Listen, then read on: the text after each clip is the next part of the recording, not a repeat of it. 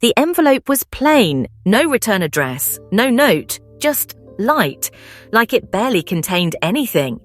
I stood at the outgoing mail slot for a second too long, fingers hovering, heart doing that weird thump-thump thing it does when you know you're crossing a line you can't uncross. Then I let go.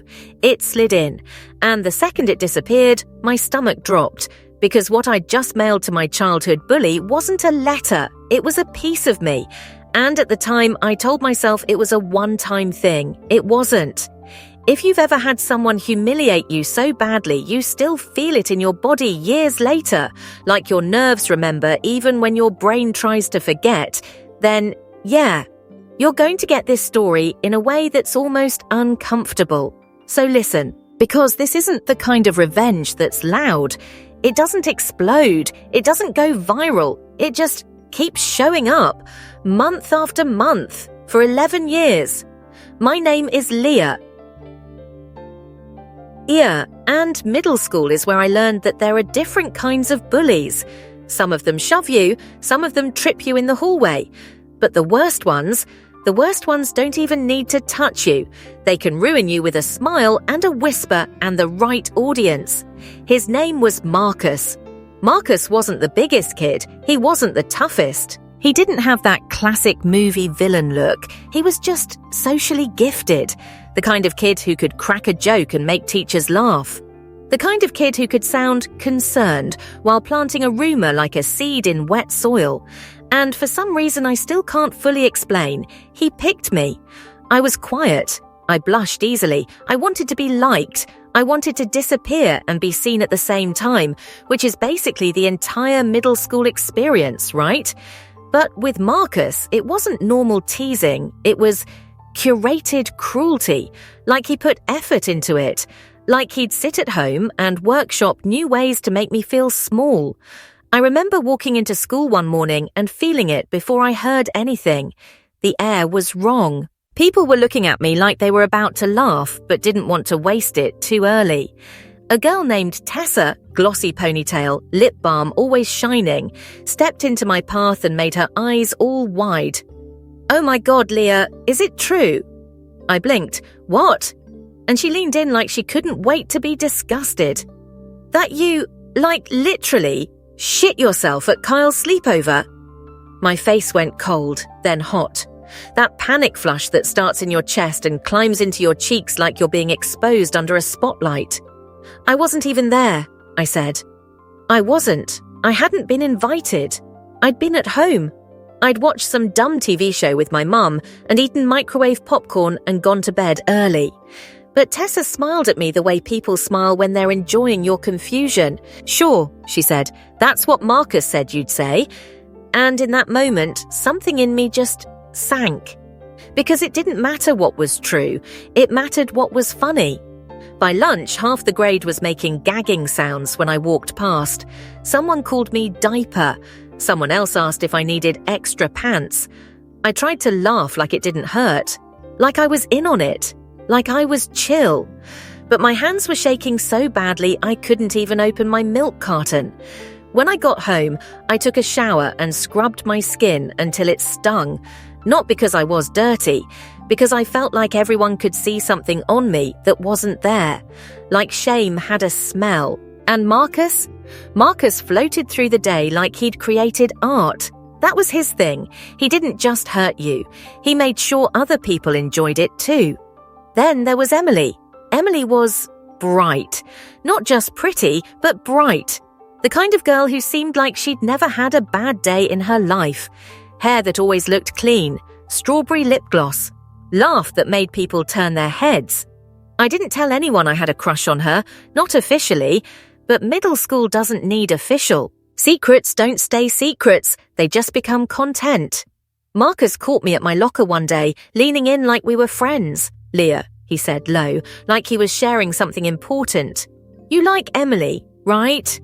My stomach flipped. My face went hot so fast it was like someone opened an oven door inside my chest.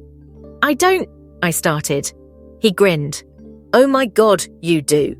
And then he did something so casual I didn't even understand it as cruelty until it was already happening. He asked her out. Not because he liked her, because he liked the idea of me watching. The next day, he found me near the stairwell, hands in his pockets, rocking on his heels like he was about to tell me a funny story.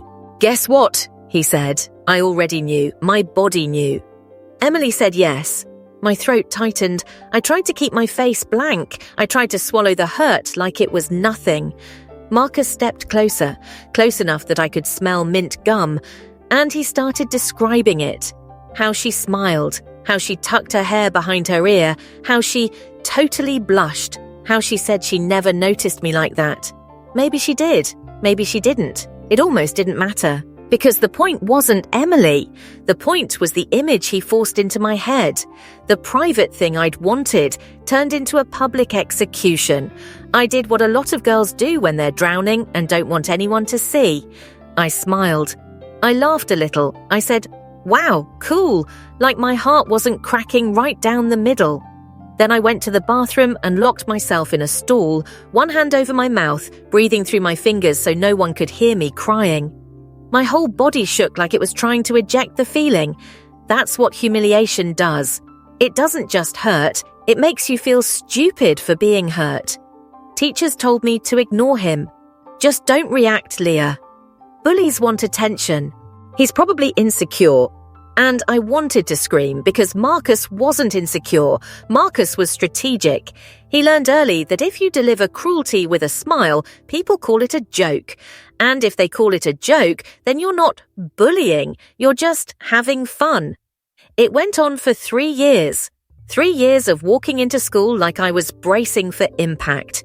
3 years of scanning faces, trying to predict where the next laugh would come from.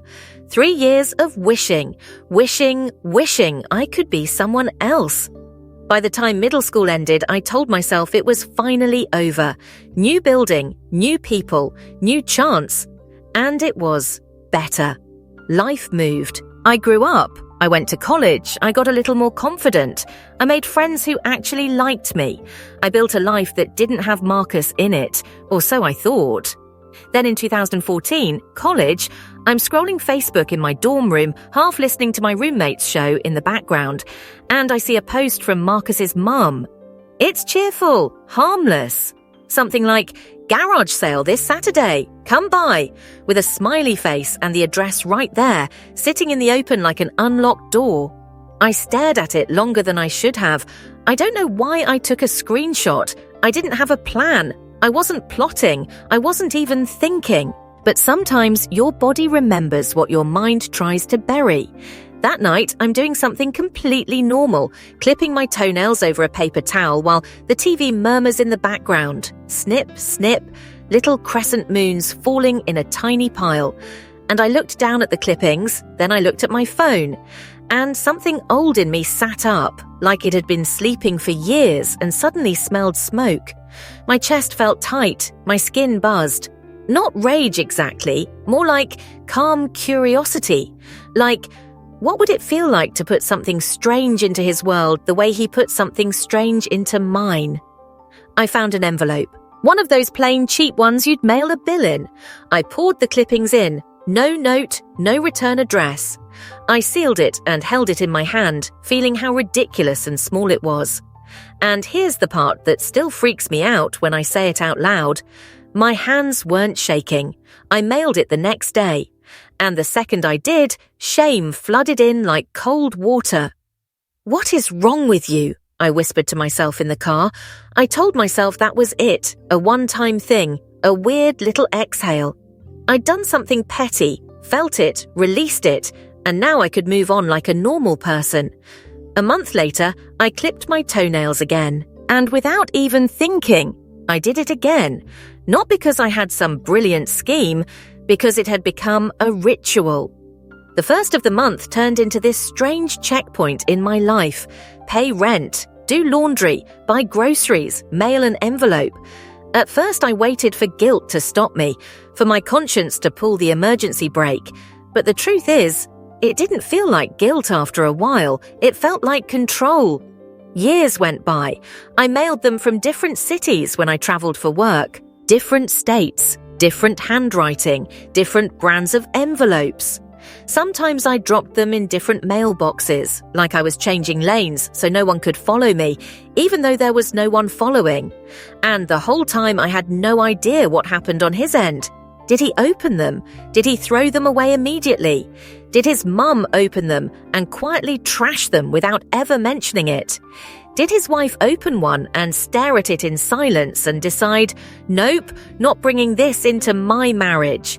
I genuinely didn't know. And here's the weirdest part. I realized I didn't actually care about the reaction. I wasn't doing it to watch him suffer in real time. I wasn't trying to ruin his life. I just liked knowing that somewhere out there, in the middle of his normal adult routines, these little envelopes existed like tiny glitches in the system. Because Marcus made my childhood a glitch, a constant disturbance, a feeling that something awful could happen at any moment. So maybe this was my nervous system trying to rewrite the ending. People think revenge is about anger, but for me, it wasn't. It was about powerlessness. When Marcus humiliated me, I didn't get to speak. I didn't get to correct the story. I didn't get to control how I was seen. I was a character in his narrative. Those envelopes were the first time I felt like I could reach across time and quietly say, you don't get to be the only author. Eventually, curiosity got the best of me and I looked him up.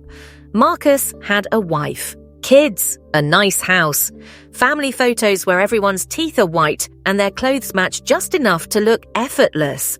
He looked happy, and I stared at his life longer than I expected. Not because I wanted to destroy it, because part of me, this annoying, tender, childish part, thought, good. He moved on. He's better now. He's normal. And then another part of me thought, and what about me? Because I had a life too, a decent job, a wife, a normal schedule, friends, holidays, grocery lists. And still, once a month, my past reached out and I held it. When they moved, I found his new address in maybe 10 minutes. That part doesn't make me proud, but information is easy now. And old wounds, they're persistent. Some months I'd hover over the mailbox and think, this is insane, stop, be done. You're 30-something years old. And then I'd think about that bathroom stall, that hand over my mouth, that feeling of being laughed at by an entire room and not being able to do anything about it. And the envelope would go in anyway. Then came the reunion. Not a big fancy one, more like a casual middle school alumni thing at a local place where the lighting is dim and the music is too loud and everyone is pretending they don't care how they look. I told myself I went for closure. The truth is, I wanted to see him, not to confront him, just to look at him and measure the distance between who he was and who he became. The room smelled like beer and perfume and nostalgia. People were laughing too hard, talking too fast, as if volume could fill the awkward gaps where childhood used to be. And then I saw him. Marcus, older, broader, better haircut, same confident posture, same instinct to stand in the center of the room like it belonged to him. And my body, my stupid, dramatic body, reacted before my mind did. My stomach clenched, my shoulders rose, my breathing got shallow, like it was 2008 again, and I was about to walk into the cafeteria. But then I reminded myself, I'm not 12, I'm not trapped, I can leave whenever I want. I watched him talk to people, slap shoulders, laugh, and then someone tapped a glass for attention. Of course, Marcus ended up with the microphone. He took it like it was natural, like he'd been born holding one. Can you believe we're all adults now? He joked, and people chuckled politely. Then he paused, like he was deciding whether to tell a story, and he said, "Okay, I need to know if this is one of you." A few people laughed automatically. Marcus smiled, but it wasn't the old smile. The old smile was effortless. This one had tension in it. "For like a decade," he said, rubbing the back of his neck, "someone has been mailing me these envelopes." The room quieted in that hungry way people get when they sense gossip. Marcus let out a laugh, and inside is always the same thing. He swallowed. His eyes flicked across the crowd.